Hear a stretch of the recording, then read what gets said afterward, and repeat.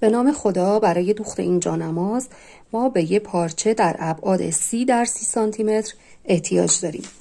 به خودکار حرارتی احتیاج داریم برای کشیدن طرحمون و قیچی و فندک، روبان‌های مجستیک یا ساتن به عرض 13 میلیمتر یا روبان ساتن 1 سانت و روبان برای گلمون عرض 2.5 سانت استفاده میشه در رنگ دلخواهتون که میتونید اینم از روبان مجستیک یا روبان ساتن استفاده کنید. متر هست. دایره ما میتونه از کارگاه یا بشقاب و یا هر وسیله گردی یه دایره به عرض 20 سانتی متر تا 22 سانتی متر میتونید بکشید. خب وقتی که کارگاه رو وسط کار قرار دادیم باید از گوشه ها به یک اندازه جا بذاریم که تر کاملا وسط بیفته. الان در این قسمت من 4.5 سانت از هر سمت در نظر گرفتم. حالا با خودکار حرارتی طرح رو دایره رو میکشیم به این صورت. وقتی که دایرمون رو کشیدیم حالا میخوایم گل رو بکشیم. گل رو از این گوشه کار ما نیمساز رو رسم میکنیم به این صورت. ببینید از این گوشه جلو میام، این قسمت مرکز دایرمون میشه.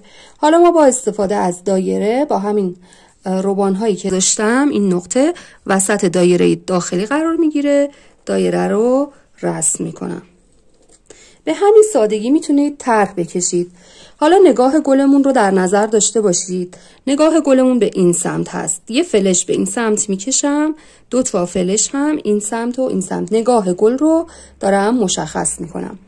خب برای قنچه ها ببینید یه دونه قنچه من این سمت کار میکشم، یه دونه قنچه نزدیکتر به گل و این قسمت هم یه دونه قنچه داریم.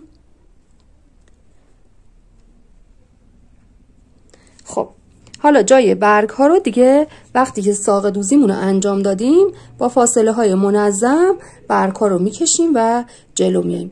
برگ ها رو میتونید هم از روبان 1 سانت و 1 سانتی استفاده کنید یا همون 13 میل و یا اگه بخواید برگ های ریزتری داشته باشید مثل این کار میتونید از روبان نیم سانت استفاده کنید. از روبان نیم سانت استفاده شده، ولی این قسمت ها باز از روبان 1 سانتی استفاده کردیم. خب حالا کارمون رو شروع میکنیم. طرحی رو که کشیدیم توی کارگاه قرار میدیم. قسمت زیر کارگاه رو میذاریم زیر پارچه و قسمتی که پیچ داره روی پارچه قرار میگیره به این شکل.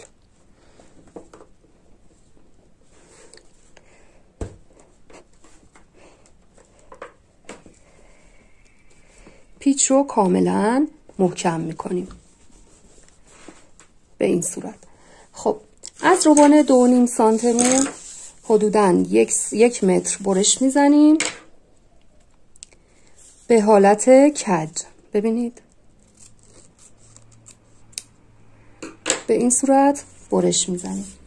حالا از سوزن روباندوزی یه سوزن ضخیم استفاده میکنیم. یه مقدار هم این قسمت رو فندک میزنیم که ریش نشه. سوزن رو از روبان رد میکنیم. حالا نوک سوزن رو از اینجا دوباره رد میکنم به این صورت. ته روبانمون رو گره نمیزنیم، به این حالت جمع میکنیم و فندک میزنیم. دیگه از پارچه رد نمیشه، زیر کارتونم روبان اضافی جمع نمیشه. خب ببینید از مرکز دایرمون یه مقدار بالاتر 3 تا شلال داریم که سوزن رو از اینجا بیرون میاریم، از اینجا داخل میزنیم.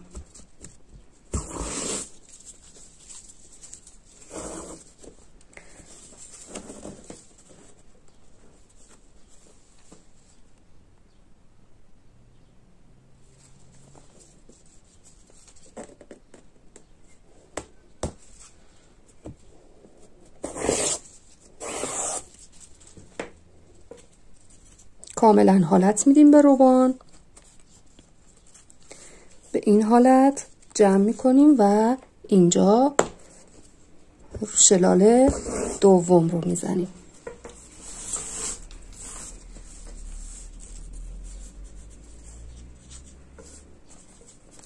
انگشتتون رو اینجا قرار بدید تا کاملا حالت گرد بگیره. باز از اینجا بیرون میاریم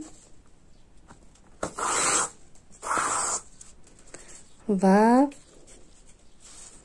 کنار گلبرگ اول روبان رو میدیم داخل کار.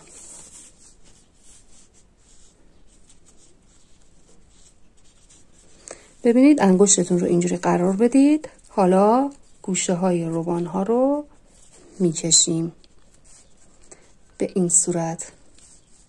خب 3 تا شلال که زدیم، حالا شلال بعدی از این نقطه به این نقطه میره، از این نقطه به این نقطه و یک شلال از این نقطه به این نقطه. 3 تا پشت سر هم به این حالت شلال میزنیم.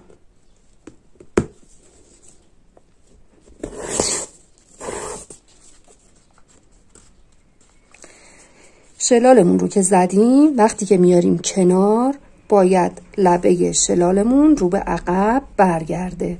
ببینید شلال رو کاملا باز میکنم، میکشم کنار و لبه رو برمیگردونم. اینو توی دستم نگه میدارم. از اینجا سوزن رو میدم داخل.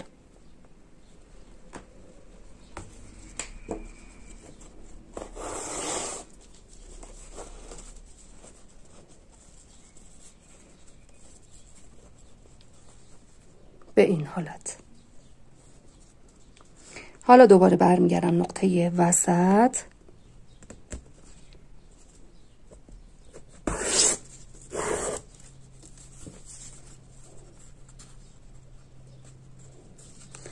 دوباره روبان رو میدیم بالا و لبه رو برمیگردونیم. ببینید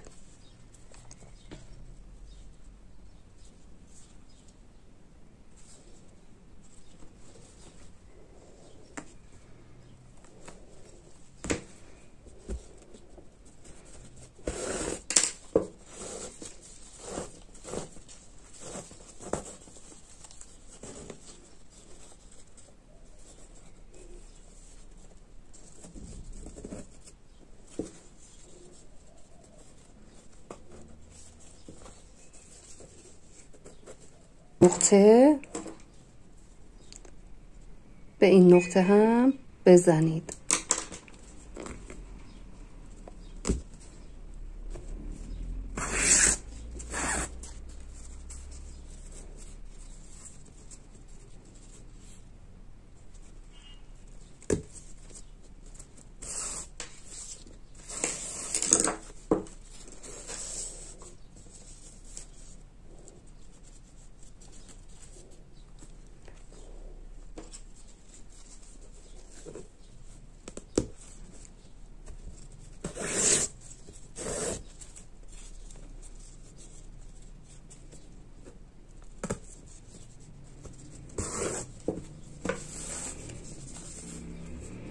این شلال های زبدری رو باید توی 3 مرحله اجرا کنیم.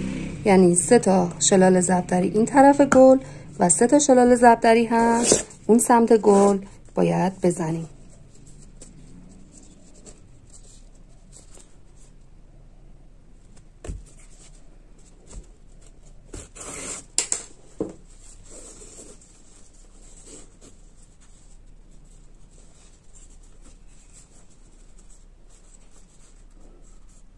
به این شکل و شلاله. خب ببینید از اینجا یه مقدار میام رو به این سمت و اینجا روبانم رو بیرون میارم.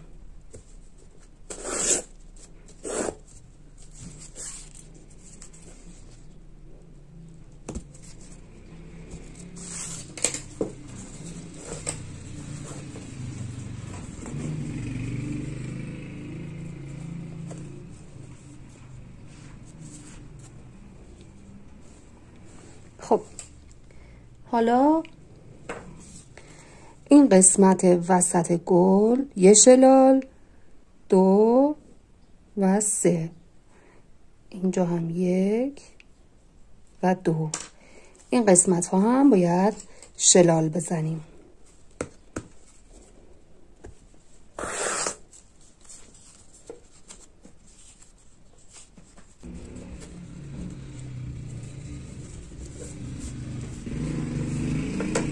این قسمتش رو باید گرد کنیم که حالت دایره رو بگیره. از زیر روبان رو آروم گوشه های روبان رو میکشیم تا این حالت گردی رو گل به خودش بگیره. خب میام اینجا، ببینید از اینجا بیرون میارم و شلال بعدی رو میزنم. ببینید کجا میزنیم.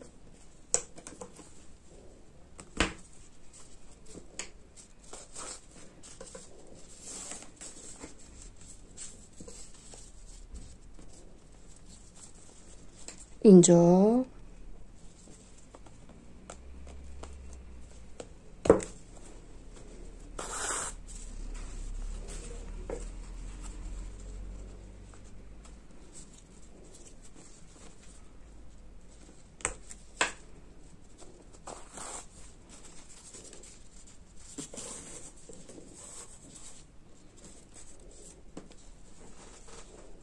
حالا این شلال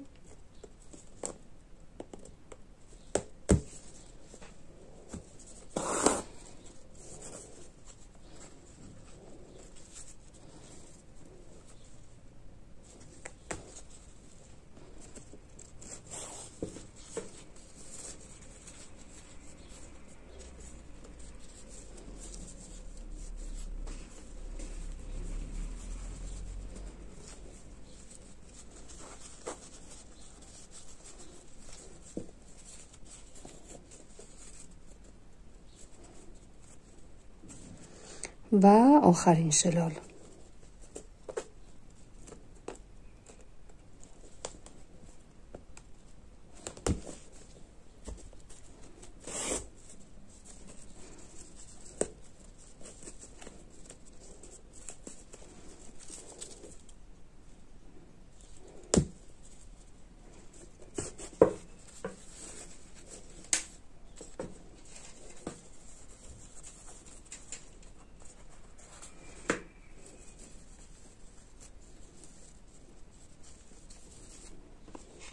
به این حالت گلمون کامل میشه. از پشت روان رو قیچی میکنیم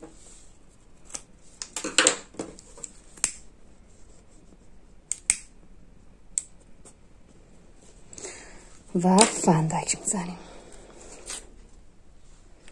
نخ ابریشمی سبز و زرد هم لازم داریم برای دوخت ساقه ها و مرکز گل.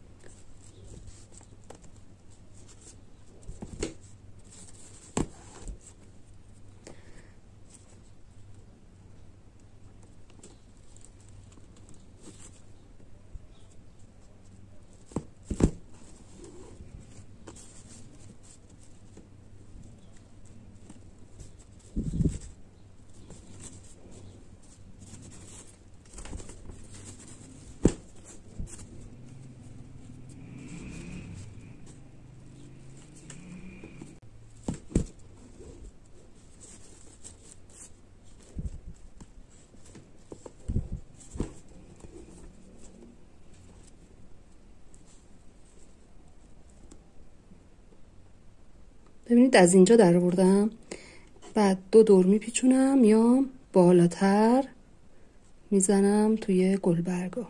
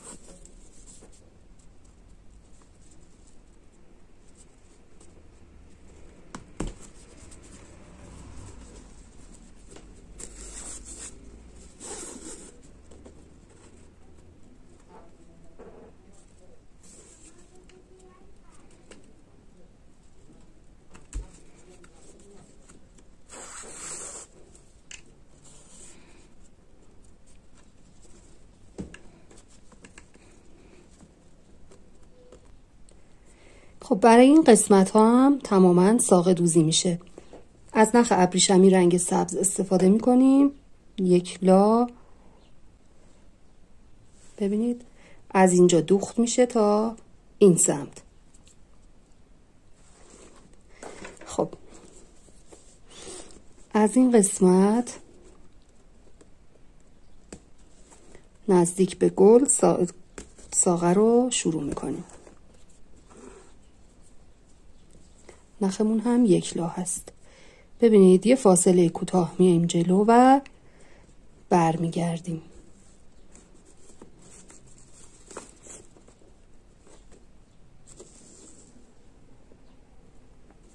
دوباره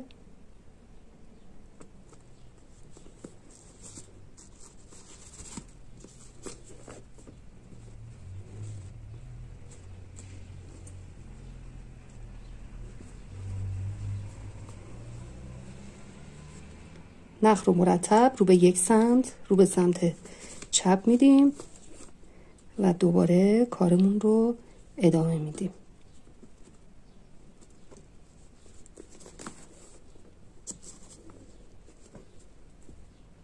به همین ترتیب کار رو جلو میبریم تا کامل.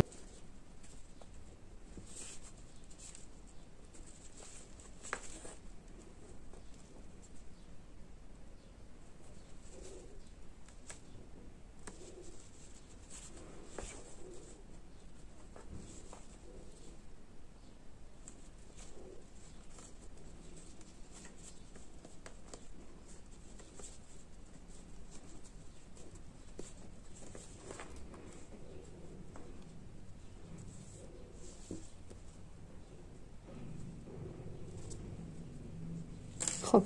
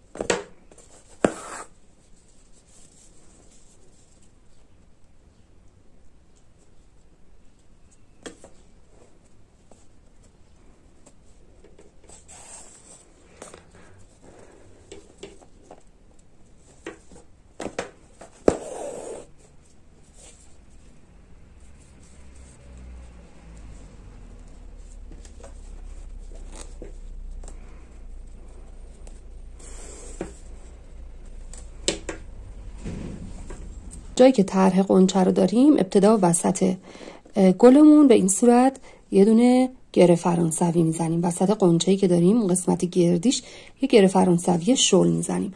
روبان باز از روبان 2.5 سانت که برای گل استفاده کردیم استفاده میکنیم. ته روبان رو به این صورت فندک میزنیم که بهتون آموزش دادم. حالا از این قسمت گردی قنچه بیرون میاریم به این حالت. یه گره فرانسوی به این صورت وسط قنچمون میزنیم.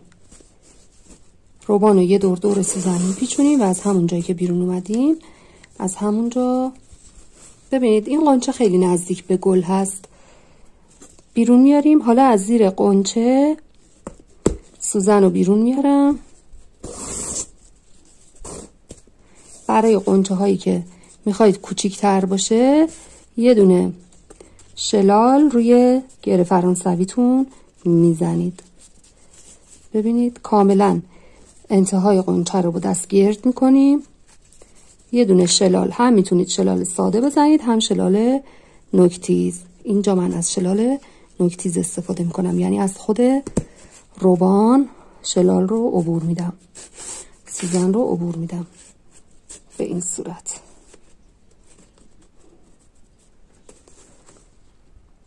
قنچه جمع‌تر میده، ولی اگه بخواید قنچه‌تون برجسته تر و بزرگتر باشه 2 تا شلال کنار هم استفاده میکنید. خب من اینجا روبانم رو قطع میکنم.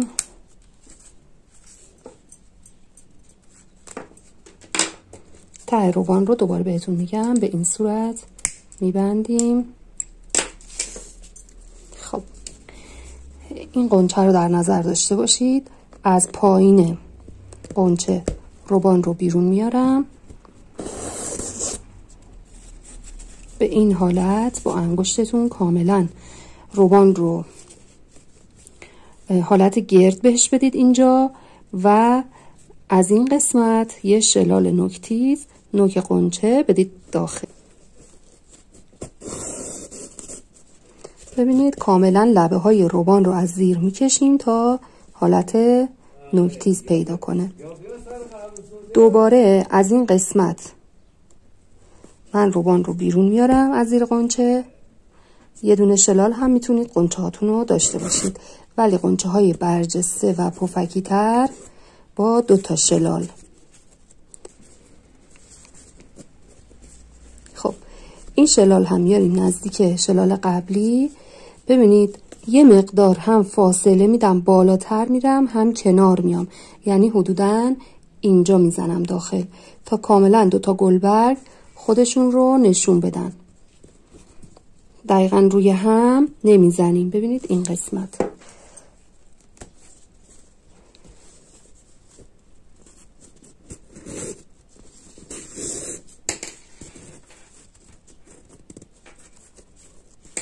یه قنچه کاملا برجسته و بزرگ به ما میده.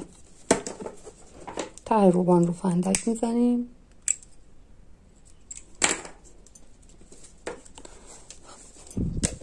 از زیر هر قنچه، از زیر قنچه روبان رو بیرون میاریم.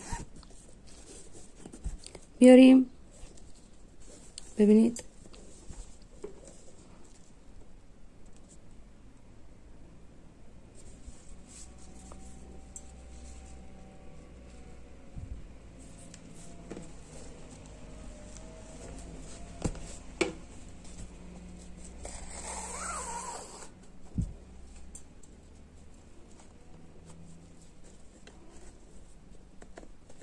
دوباره از زیر قنچه بیرون میارم.